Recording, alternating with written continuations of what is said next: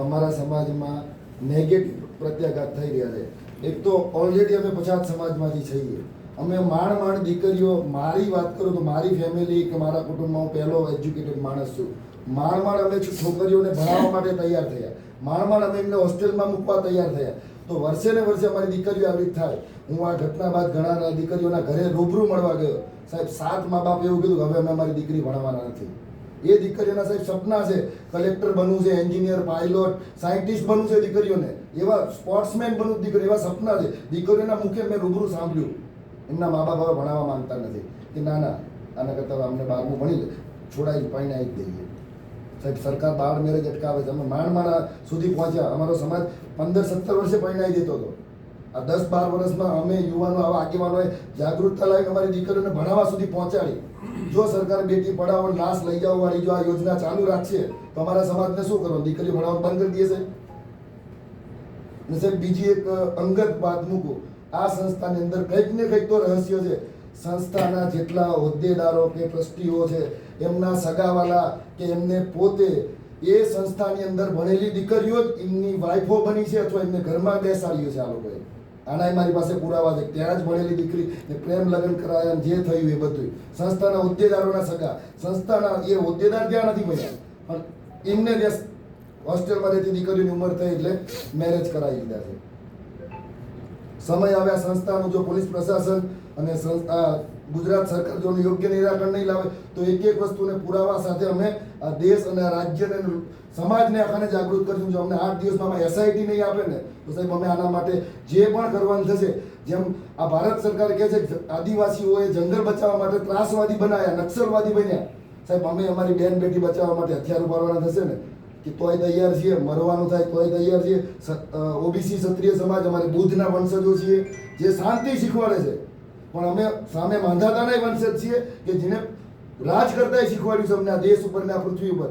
તો અમે એના વંશજના દીકરાઓ છીએ સાહેબ. તો અમારું કહેવું એટલું જ છે કે આ ઘટનાની નિષ્પક્ષ જાંચ થાય. અમારી દીકરીઓ જે ભણવાનું બંધ થવાનું છે એ ના થવું જોઈએ. આવી એક ઘટનાને કારણે આ એક જ હોસ્ટેલ, એવી કેટલી હોસ્ટેલમાં અમારી અલગ અલગ દીકરીઓ ભણે છે, એ દીકરીઓનું ભણતર બંધ થવાનું છે. તો આનું જવાબદાર કોણ છે? અમારી દીકરીઓને નહીં ભણવાનું. આજે આ પોલીસની બહેનો છે, આ બેન નોકરીએ લાગી, એ બેન જો ના ભણી હોત તો એ બેન ના લાગે જ ક્યારેય છે. હજુ ઇતિહાસ બન્યો સાહેબ અમારા ગામની અંદર મિલરામપુરામાં આજ દિન સુધી એક જેન્ટ્સ અમારો પીએસઆઈ નથી પહોંચ્યો. કલેક્ટરની તો અમારા માટે બહુ દૂરની વાત છે. અત્યારે એક શું કહેવાય પીએસઆઈ અમારી તારાપુર ખંભાતની વિસ્તારની લગભગ મેજોરિટી આખા જિલ્લામાં અમારી જ છે. પહેલી પીએસઆઈ દીકરી બની, દીકરો નથી બન્યો તળપદાપુરી સમાજમાંથી. એ ઘટનાને પછી આ જ ઘટનાને 50 મા બાપ પોતાના દીકરીઓને ભણાવવા માટે બંધ કરવાની તૈયારીમાં છે. સાહેબ આપની ઓફિસમાં ચેમ્બરમાં પણ જો બેટી બચાવો બેટી પઢાઓનો જે સૂત્ર માર્યું છે ને, જે એની પ્રેમે મેકેલી છે, તો સાહેબ આમાં તમારે ગંભીરતા લેવી પડશે. અને ખરેખર આમાં જો તમે બધા બોલ્યો હા જો આ ખૂબ દુઃખદ ઘટના છે. બધાને એના માટે મતલબ ખૂબ દુઃખ લાગ્યું છે કે આવા કોઈ પણ જગ્યાએ કોઈ પણ દીકરી રૂપે કોઈ પણ દીકરાનું કોઈનો પણ આવો બનાવ ના બનવો જોઈએ કોઈ પણ જગ્યાએ સુસાઇડનો. એ માટે બધાને પણ દુઃખ હોય, અમને પણ ખાસું દુઃખ છે. અને એ દિવસે બરાબર એ દિવસે કલેક્ટર સાહેબ અને એસપી સાહેબે આખો પ્રશ્ન લીધો હતો એમાં સાથે. એવું નથી કે અમે ધ્યાન નથી આપ્યું કોઈએ. સાંભળો મારી આખી વાત સાહેબ, એક જ અઠવાડિયામાં 3 દીકરી બધી વાત સાંભળી તમે. અલગ અલગ સમાજના 3 અમારી વાત સાંભળો, કોઈનો બચાવવામાં છે જ નહીં. જેને એમાં જો પોલીસ તપાસમાં કોઈ દોષિત થશે તો એને સજા મળશે. અમે તમારું આવેદનપત્ર આપો, અમે એસપી સાહેબને પણ અહીંથી લખીશું. સાહેબ મારી સાંભળો, પેલા મારી વાત સાંભળો, પછી તમારી વાતમાં હું એક પણ શબ્દ નથી.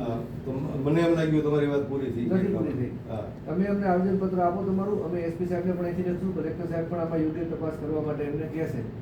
બરાબર છે સાહેબ? હવે હું કીધું પોલીસ તપાસની તમે આપ વાત કરો છો ને, તો સાહેબ પોલીસ તપાસ ઉપર અમને બિલકુલ ભરોસો એટલા માટે નથી. એસઆઈટી અને ફોરેન્સિકની જે ટીમ છે, હા પણ એ ટીમ એમાં સ્ટાન્ડર્ડ અધિકારીઓ, પારદર્શક અધિકારીઓ, પ્રમાણિક અધિકારીઓને મેકવામાં. બાકી અત્યારે જે રીતે આને ડાયવર્ટ મુદ્દો કરવામાં આવી રહ્યો છે એ રીતે અમને ખબર છે કે આ ઉપરથી જે ફોન આવી જતા હોય અને આ મુદ્દાને દબાવી દેવાના પ્રયત્નો થતા હોય, એવી બધી વાતો તમારી આ લેવલે કરો યોગ્ય નથી. ઉપરથી ફોન તમે કોઈ પણ વસ્તુ એટલે અમે જે અમારા દિલની વાત કરીએ યોગ્ય નથી. ભૂતકાળમાં આવા બનાવો બન્યા છે એટલે કહીએ છો સાહેબ. તપાસમાં એવું કોઈ અત્યારની તપાસમાં તમને એવું કોઈ લાગે છે પોલીસ નથી? હા તો એટલા માટે તો એવા છીએ. 5 દિવસે સાહેબ CCTV મને જેટલા માંગ્યા છે એટલા અમને 5 દિવસે નથી મળ્યા. આ નવનીતભાઈ બાલદિયા 22 દિવસે એસઆઈટી રચના થઈ અને એમને ન્યાય મળ્યો છે. અને એમની જ ઘટનામાં સાહેબ પોલીસે એક બીજું એક્ઝામ્પલ આપી દો ભાવનગરની અંદર સેમ આવી જ સંસ્થા હતી, હોસ્ટેલ હતી, સ્કૂલ હતી, એની અંદર કૃપાલીબેન ડોળસિયા 11મા ધોરણમાં ભણતી હતી. એનું સાહેબ પાણીના ટાંકાની અંદરથી એનું ડેડ બોડી મળ્યું. સાહેબ અમે થાકી ગયા. મનસુખભાઈ માંડવિયા કેન્દ્રીય મંત્રી, એના કઝિનની એના સગાની એ સંસ્થા હતી. સાહેબ આજ સુધી એમાં ન્યાય નથી મળ્યો. અમે થાકી ગયા, તૂટી ગયા. આજ સુધી ન્યાય નથી મળ્યો. એટલા માટે અમારી આ વેદના બોલે છે. અરે તમારું આયોજન બરાબર છે. એટલે આ અધિકારીઓ છે ને એના ઉપર અમને ભરોસો નથી, પણ તમને આજે અમે અલ્ટિમેટમ આપવા માટે ખાસ આવ્યા છીએ કે આમાં પરિણામ નહીં આવે